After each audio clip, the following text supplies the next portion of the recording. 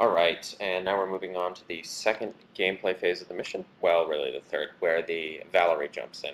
And in earlier builds of this mission, the Valerie could actually kill the station, but you might be surprised to know it can't right now. It will shoot it until it's at very low health, and then sort of abandon its attack. Yes, that's contrived. But ultimately, gameplay comes first, and one of the reasons for that is that it's a relic of the struggle we had to balance this mission, which is just colossally epistatic. There are so many friendly wings and so many enemy wings that if you hit the end of this mission and you've somehow managed to save the Riza defenders from the beginning, so that's 8 fighters there, plus you've got all your wingmen, which can happen and did happen more before we added stuff like the Treb Strike, this mission could be a pushover. On the other hand, for a while this mission was so punishingly difficult, largely because the subspace missile strikes had a faster cooldown. That the Valerie would just wipe out the station every time, and it was really frustrating because there was nothing players could do. Ultimately, what we settled on, after an incredibly torturous amount of playtesting, was this solution, as well as a number of balance changes to make the subspace missile strike a little less punishing, including the fact that the Vatican, if you've saved it at this point, will first charge the subspace missiles and then later charge the Valerie. So here the Indus is showing up with Sims to save the day. And again, this is part of our effort to get Sims into the campaign as a recurring character fairly early on. And in that respect, we think of her kind of like snipes, perhaps a little more persistent. And we know that one of the ways players get attached to characters is if those characters help them out in a gameplay sense. And the Valerie here being pretty dangerous, we felt players would appreciate some backup. But the arrival of the Indus has always been a part of this mission. And for a while, again, this fight was balanced such that the Valerie had a pretty good shot against the Indus. It could kill it. And that was annoying for players. This is a long enough mission as it is. So right now, the fight is definitely tilted in favor of the Indus, which comes in from astern. This is actually the player's first encounter with the Diamedes strike corvette. And if we could really quickly talk a bit about what our design goals were with this ship. Do you want to pitch in on that? Okay, in basic terms, the Diomedes is sort of an equivalent of the Karuna frigate, only, of course, built by the GTVA. It has a small fighter bay, which is used here. It carries a very heavy armament, mostly slash beams, as you can see here. And some missile launches. It's really supposed to signify what I think we've talked about this earlier, where we've pretty much concluded that the traditional cruiser-sized vessels, like Fenris, like the Leviathan, and like the class, whatever the Duke was of, that those were largely ineffective against Federation ships. And here we have the entry of Steele, and I think we should take this opportunity to talk about him. Yeah, this is actually the only place in the campaign that Steele turns up in the mission. You hear a lot about him otherwise. But we didn't want to put him in the missions too often because inevitably when you put a big character ship like this into a mission on the other side, like the Lucifer, for instance, it either has to blow up something you're defending with no chance for you to do anything about it, or it has to somehow be defeated or retreated or beaten off, which inevitably diminishes it to one degree or another. But this was our chance to show what Steele is, which is sort of this agile commander, very cunning, very... he takes risks, though they might not be as big as other people think. He knows his limits. And nice shot of the nameplate there on the Indus, by the way. That was a very late addition. I'm glad we got those in. And what Steele is he's the personification of what we want in our antagonists, which is someone smart and menacing, not because he's this mustache-twirling villain, but because he seems like he has motivations for what he's doing, and he's as determined to accomplish them as the protagonist is. And in general, I think in a narrative, if your villain could be the protagonist, they can be a good villain. They feel like they have depth. And it gives you that uneasy sense that if the story was turned about, things could go the villain's way, and who says they don't?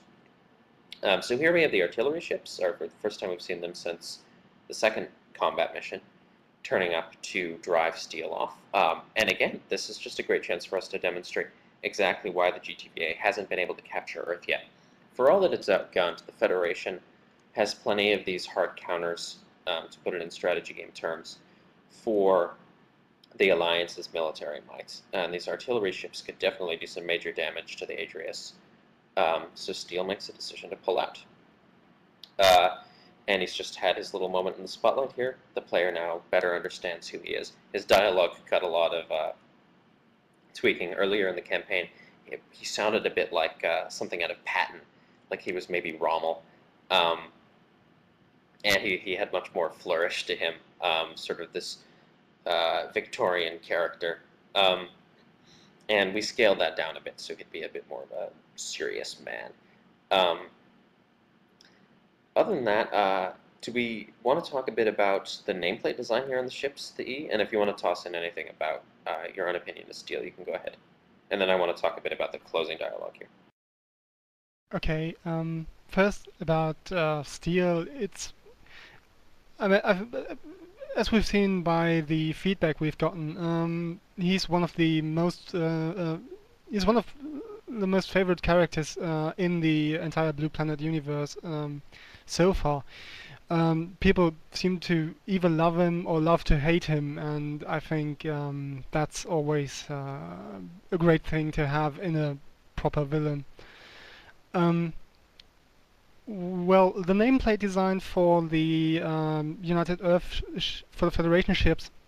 One of the things that has always bothered me is the fact that GTVA nameplates always have these prefixes like GTD, GTCV, GTC, whatever, in front of their names, and if you look at modern, at current military vessels, they usually only have their registry number plus maybe the name, depending on the country that built them. And what I wanted to do is use the higher resolution textures we can use on these new ships to really give each ship a distinctive design for itself, just similar to what was done in the original Star Trek series or or Babylon 5, where every ship had its own insignia. The Indus and the Yangtze, for example, both have it's basically a very cheap trick of using their name only in the appropriate language for the area in which those rivers are. The Indus uses the Hindi spelling for Indus, and the Yangtze uses Mandarin, I think. And they've also, all of the Federation ships that have nameplates also have their own registry number. The Indus being, I think, 2101. And with the system behind it being that the first two indicates the fleet they're in, the second number indicates the class thereof, which is something we will elaborate on that when we can have nameplates for the Sanctus class and the Narayana class. And then the final two digits are basically just an arbitrary number that shows you which position they're in the fleet, with the Indus obviously being the first Karuna class in Second Fleet. Well, okay, so we are... yeah, I just wanted to take the debriefing here, where you kind of see that in spite of your efforts here at Riza, the Federation took really, really terrible damage today, and your squadron was just shredded. And again, this is part of our ongoing attempts to subvert a lot of the tropes of free space, where the player's actions have this disproportionate strategic influence, and the player's squadron is sort of this becomes this hero squadron simply through its participation in all these extraordinary events. And it's a gamble. It doesn't pay off for every player, but I think moving on to the next mission, we'll see the aftermath of this sort of battering the Federation took here, and playing out through the rest of the campaign.